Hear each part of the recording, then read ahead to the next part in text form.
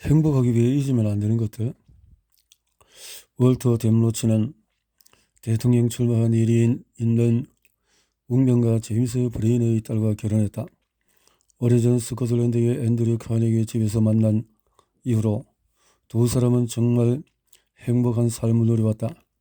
비결이 뭘까? 배우자를 선택하는 것이 중요하지만 결혼 후에도 예의를 지키는 것이 중요합니다.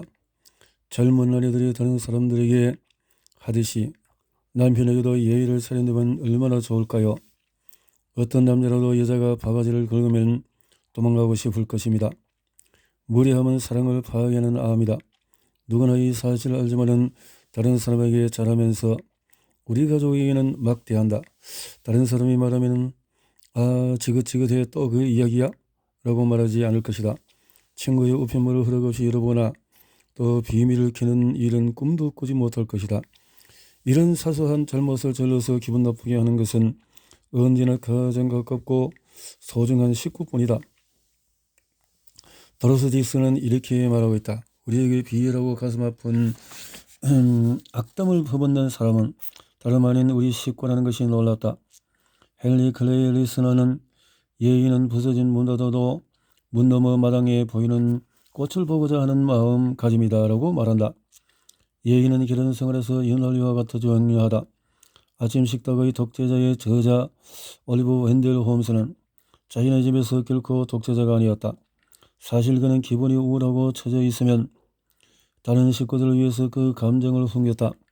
그의 말에 따르면 다른 식구들이 그 기분에 전염되지 않게 감정을 숨기는 일은 아주 힘이 들었다고 한다.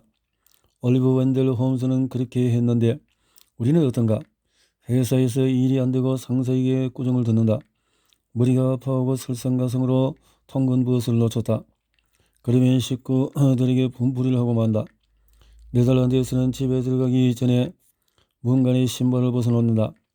우리는 네덜란드 사람에게 배울 점이 있다. 우리가 집에 들어가기 전에 직장에서의 고민은 벗어놓고 들어가자. 윌리엄 제임스는 인간은 무지에 관하여 라는 글을 쓴 적이 있다. 근처 도서관에 가서 한번 읽어봐라. 이 글이 다루고자 하는 무지는 우리와 다른 사람들의 감정에 우리가 갖고 있는 무지다.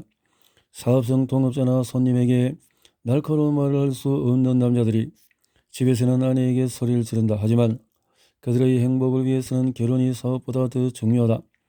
행복한 결혼 생활을 하는 남자가 독신으로 사는 천지보다 행복하다. 러시아 위대한 소설가 트루게네프는 어디에서나 칭송을 받았다. 하지만 그는 이렇게 말했다. 나는 내가 집에 돌아왔을 때 저녁 식사를 준비해서 기다려주는 아내만 있다면 내 재능과 모든 나의 책을 포기할 것이다. 행복한 결혼 생활을 할 가능성은 얼마나 될까? 도로시 딕스는 절반은 실패라고 말한다. 하지만 폴 포피노 박사의 생각은 다르다. 결혼해서 성공할 확률은 다른 어떤 사업에서 성공할 확률보다도 높다. 야채 가게를 하면 70%가 실패하는데 결혼해서는 70%가 성공한다. 도로시 딕스는 결혼에 대해서 다음과 같은 결론을 내리고 있다. 결혼에 비교하면 출생은 단순한 에피소드에 불과하고 죽음 역시 사소한 일일 뿐이다. 여자들은 남자들이 왜 사업에 쏟는 노력만큼 가정을 지키기 위해 노력하지 않는지 이해하지 못한다. 돈을 많이 버는 것보다도 아내와 평화롭고 행복하게 사는 것이 남자들에게 훨씬 의미가 있는 일인데도 가정의 평화를 위해서 노력하는 남편은 100명에 한 사람도 안 된다. 인생에서 가장 중요한 것을 팽개치고 있는 것이다. 아내에게 부드러운 태도를 보여주는 것이 효과적인데도 남자들이 왜 그렇게 하지 않는지 여자들은 이해할 수가 없다. 아내를 마음대로 조정할 수 있는 기술을 모든 남자들은 알고 있을 것이다. 조금만 칭찬해주면 아내가 얼마나 좋아하는지 남편들은 알고 있다. 낡은 옷이라도 잘 어울린다고 말해주면 아내가 최신 유행의 옷을 바라지 않을 것이다. 아내의 눈에 키스를 해주면 아내는 모든 일을 눈 감아주고 입술에 가볍게 키스를 해주기만 하면 아내는 군소리를 하지 않을 것이란 것을 안다. 모든 아내들이 남편에게 자신이 뭘 해주면 좋아하는지 이야기해 줬기 때문에 남편들은 이 사실을 알고 있다. 아내의 바람대로 해주는 대신에 싸우고 나서 맛없는 음식을 먹고 아내에게 오시며 차며 보석을 사주느라 돈을 낭비하는 것을 보면은 아내들은 남편에게 화를 내야 할지 어찌할지 알지 못한다. 예의를 갖춰라. 결혼생활과 성.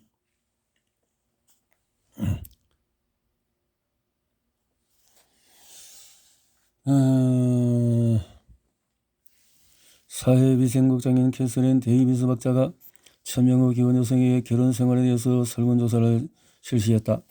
그 결과 성생활에 불만을 가진 사람이 많다는 사실이 밝혀졌다. 이 조사에 따르면 이혼의 중요한 사유 중에 하나가 성생활의 부자를 들 수 있다고 발표했다. 지브의 해밀턴 박사의 조사도 이 사실을 입증하고 있다. 박사는 남녀 각각 100명의 결혼생활에 대한 4년간 연구를 했다. 그는 이 사람들과 개별적으로 면담하여 400개에 달하는 질문을 하고 결과를 검토했다. 이 작업은 사회적으로 중요하다고 인정되어 많은 자선가들의 후원을 받을 수 있었다. 해밀턴 박사와 케네스 맥거번 박사의 공저인 결혼생활의 문제가 조사 결과이다. 결혼생활의 문제는 뭔가?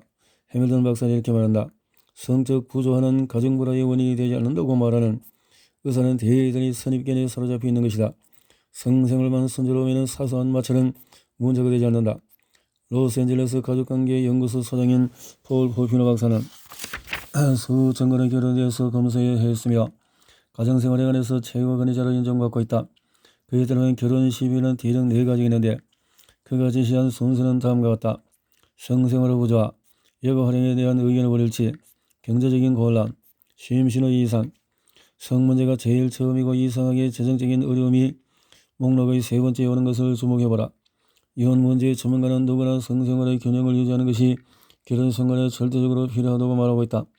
수천 건의 이혼 소송을 처리해온 신시내티 가정법원의 호프만 박사는 이혼의 90%는 성적 불만에서 비롯된다고 단언한다.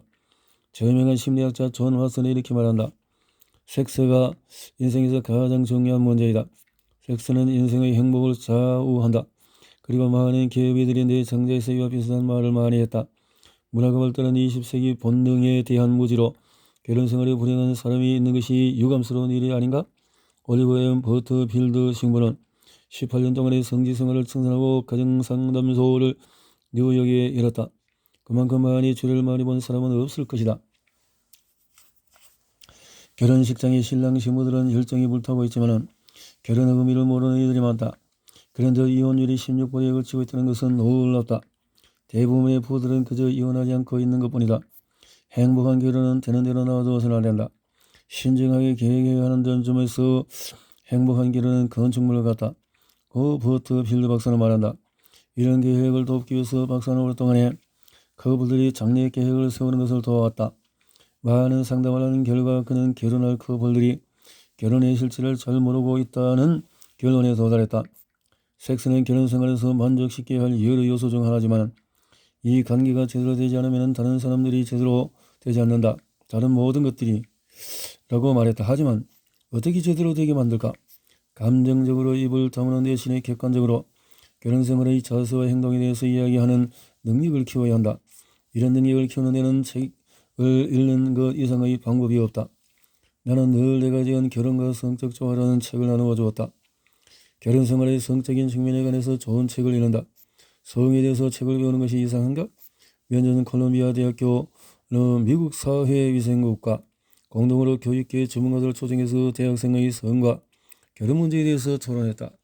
이 토론에서 폴 포미노 박사는 이렇게 말했다. 이혼은 감소 추세에 있습니다.